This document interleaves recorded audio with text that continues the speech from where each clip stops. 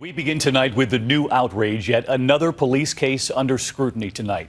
Just days after the decision in Ferguson, a grand jury here in New York City deciding another officer will not be charged after a chokehold caught on tape. The victim, an unarmed black man, a father, Eric Garner, and that dramatic encounter put into that chokehold by an officer, forcing him onto the sidewalk. The man telling the officers there that he could not breathe. Eric Garner later died. Tonight, crowds, demonstrators already gathering here in New York after learning that officer will not be charged. And this evening, the feds are now investigating. The president weighing in. And ABC's Ron Claiborne leading us off tonight. Ron, good evening. David, so many of us saw the video of that violent confrontation which took place just a few feet behind me tonight. A small crowd gathering, that crowd growing.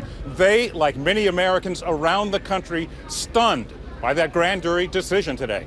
Don't touch me. It was all captured on video. A white New York City police officer seeming to put a chokehold on a black man, Eric Garner, last summer.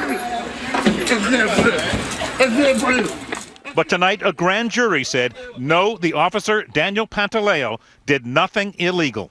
The decision surprised city officials and even NYPD brass, but it infuriated many African Americans. Some gathered just steps away from where the fatal confrontation took place. They didn't indict him?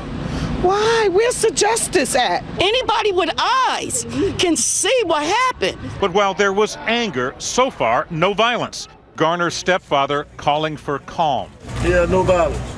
Even as police around the city were out in force. After the decision, New York City's Times Square and Union Square filling up with protesters, in New York's Grand Central Terminal staging a so-called die-in. Tonight, New York City Mayor de Blasio confirming the federal government will conduct its own civil rights investigation into Garner's death.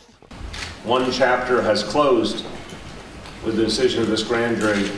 There are more chapters ahead. Garner, a father of 6 who suffered from asthma, had been confronted by police that hot July day for allegedly selling loose cigarettes. I did nothing. We sitting here the whole time. I'm not business.